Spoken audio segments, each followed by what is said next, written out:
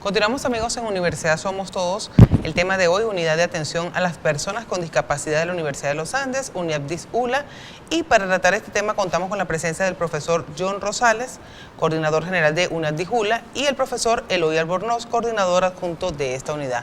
Bienvenidos a ambos y bueno, es un placer para nosotros contar con ustedes aquí y hablar un poquito sobre esa inclusión que siempre pues ha caracterizado de una u otra forma a la Universidad de los Andes y que con la apertura pues de esta unidad es una prueba, una demostración más de lo que estamos haciendo en esta materia. Bienvenidos a ambos y gracias, profesor, por acompañarnos. Muchas gracias. Bienvenidos, ¿verdad? Siempre estamos abiertos para que la universidad conozca las buenas acciones de los universitarios. John, me gustaría conocer de primera mano, de primera voz, cómo fue el proceso de creación de esta oficina. Yo recuerdo, yo estaba en la secretaría ya, tuve algunas conversaciones contigo, ese trabajo cotidiano, permanente, en beneficio de las personas que tienen algún grado de discapacidad y que o bien laboran en la universidad o bien son estudiantes universitarios. ¿Cuándo se dio inicio formalmente a esta oficina y cuáles son las actividades fundamentales para las cuales la oficina fue creada? Bueno, sí, primero muchísimas gracias por la invitación a este prestigioso programa, señor secretario y la licenciada.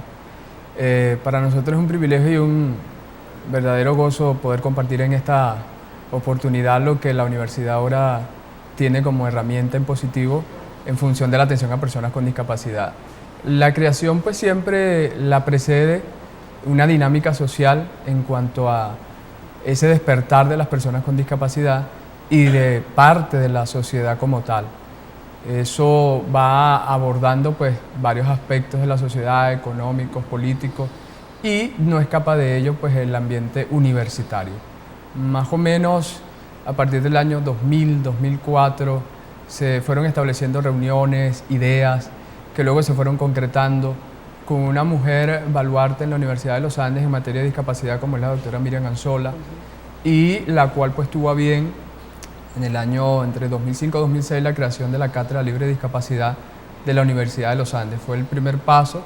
Luego de 2004 y años siguientes, pues una serie de conversaciones, reuniones, sobre todo digo yo de concienciación, pero por supuesto del despertar en cuanto a la participación o la intención de participar de personas con discapacidad en la Universidad de los Andes. Luego a eso se le aunó todo un proceso, digamos, legislativo, a ese proceso social, universitario, se le añadió un proceso legislativo cuando en 2007, en enero de 2007, pues surge la ley para personas con discapacidad. Entonces, todo ese preámbulo fue continuando o continuó siendo el añadido a todo aquello que se tenía como idea y fue tomando mucha más forma, mucha más validez desde el punto de vista jurídico inclusive, hasta pasar por el año 2008, 2009 con las comisiones con las cuales usted bien dice, señor secretario, en algunas oportunidades y en varias oportunidades conversamos acerca del tema. Y bueno, comenzó a despertarse eso en la Universidad de los Andes, que pudiéramos decirlo, no es que ha estado ausente, pero desde el punto de vista práctico siempre hacía falta un impulso. Se concreta entonces en diciembre de 2013, 3 de diciembre, a propósito del Día Internacional de las Personas con Discapacidad, que debería ser todos los días, pero bueno, es un día al menos insigne y referencial. Especial.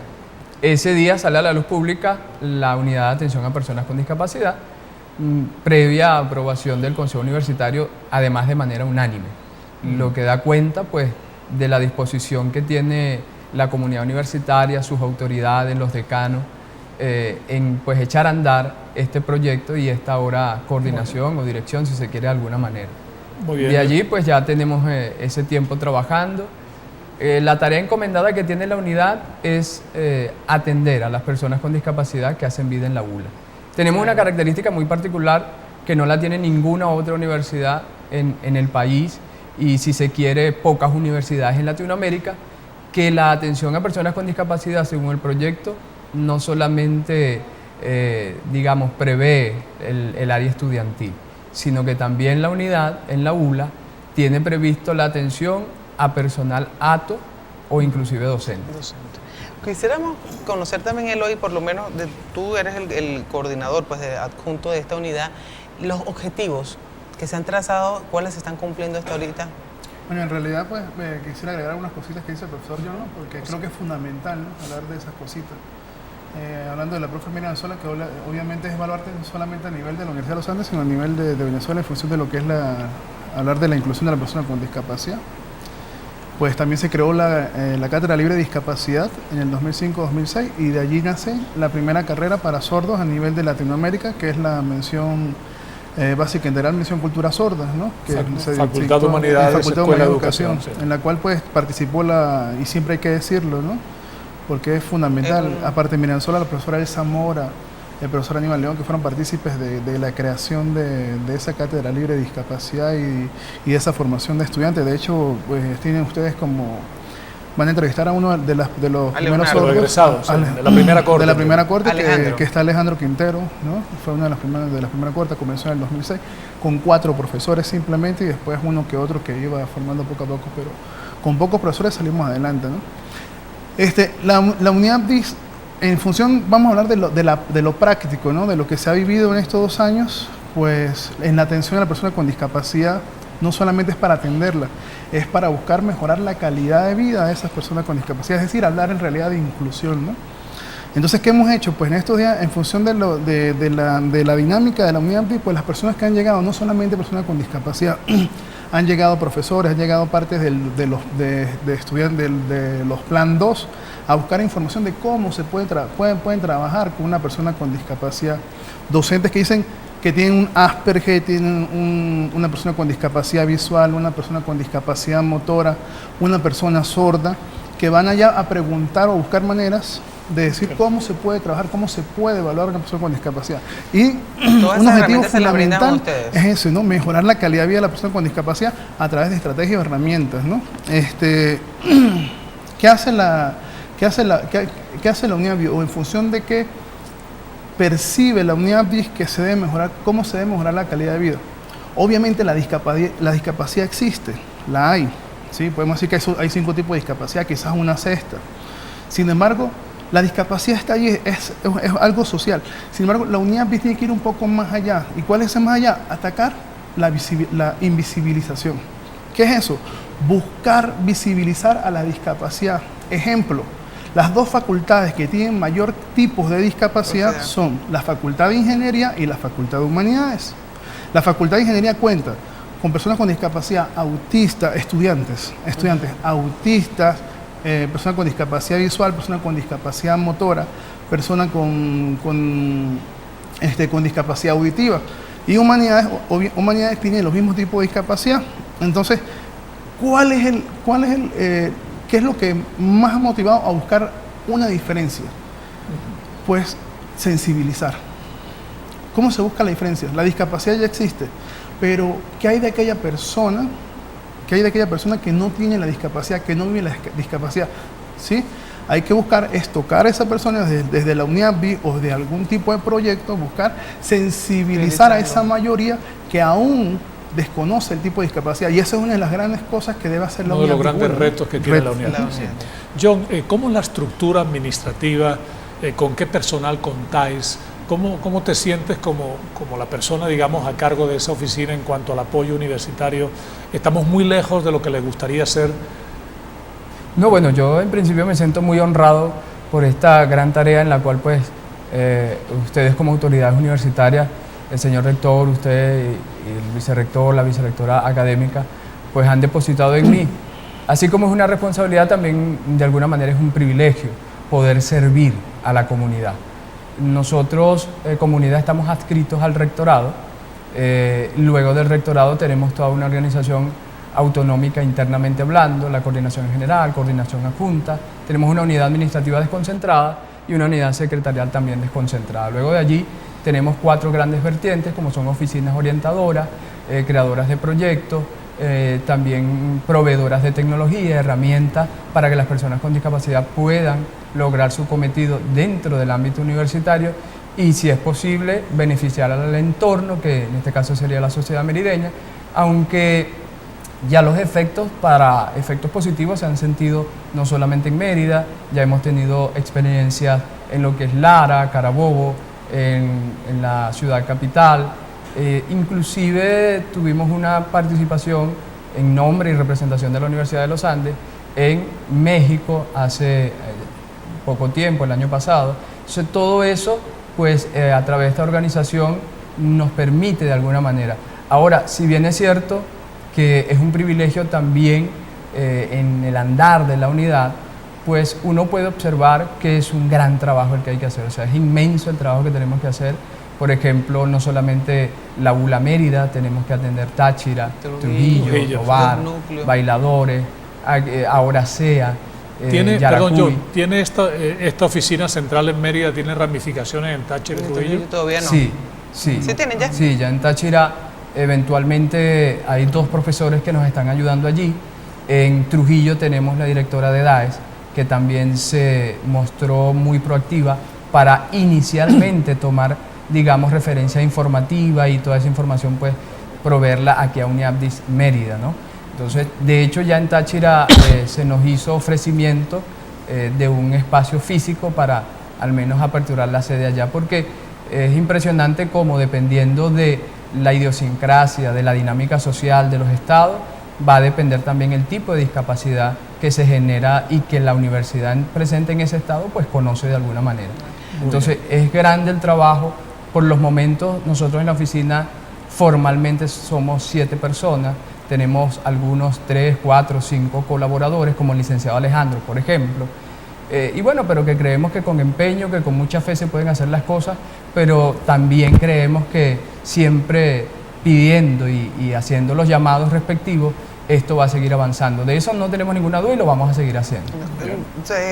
Hoy conversamos un poco sobre los números de estudiantes o las facultades donde hay más personas con discapacidad, con alguna discapacidad, pero estudiantes, trabajadores, ¿tienen más o menos un censo, un número? Bueno, el año pasado, pues el profesor yo tratamos de hacer el registro, se hizo el cuestionario para hacer el registro, se hizo todas esas cosas, y en realidad ya está prácticamente elaborado, solo ya faltan algunos detallitos para hacer el registro completo. Yo lo que estoy diciendo es en función de la atención que he hecho yo dentro de la UniAbdis y he visto cómo se ha distribuido los tipos de discapacidad y lo más elemental en función de ella, ¿no? O sea, en este momento no tenemos los números, no conocemos la ULA con respecto a números.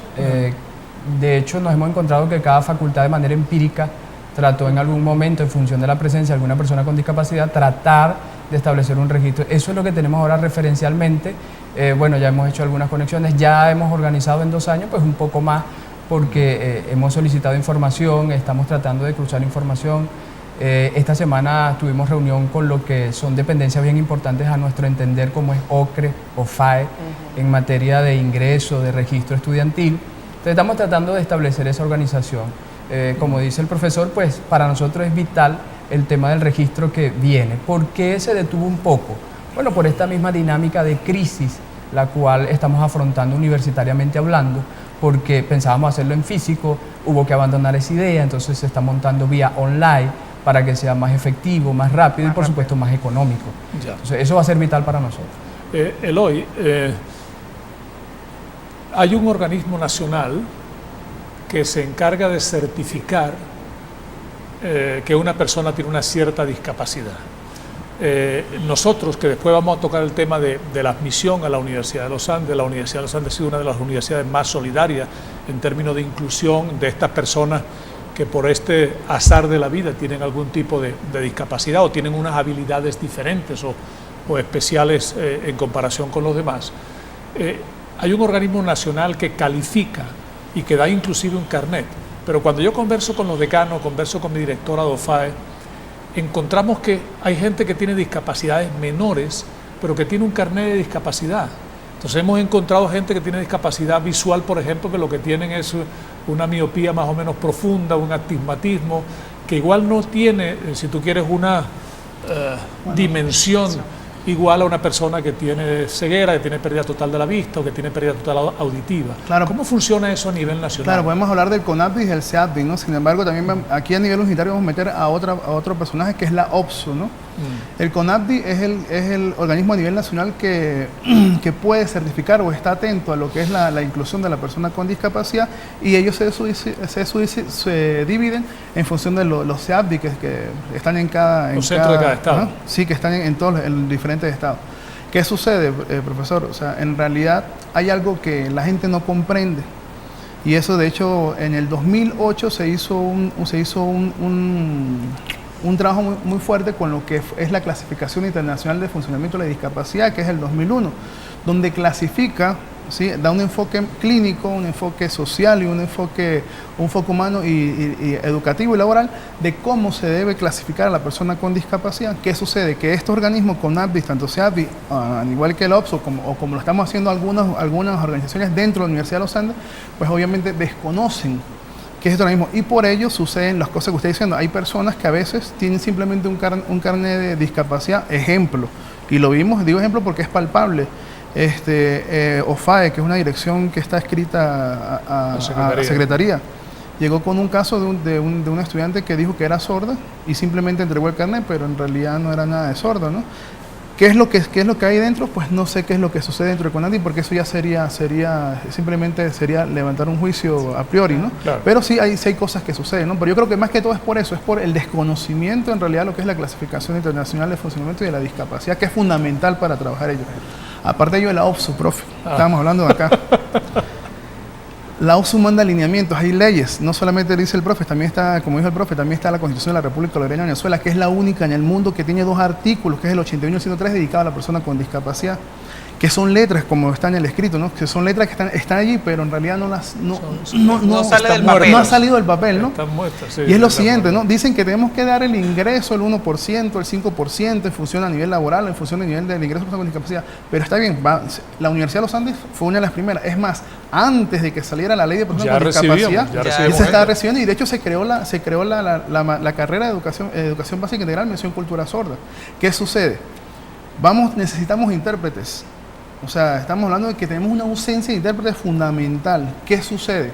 Que no hay un organismo por la OPSU que nos diga, según el manual de cargo, que diga que pueda ingresar una persona, que podamos tener un facilitador.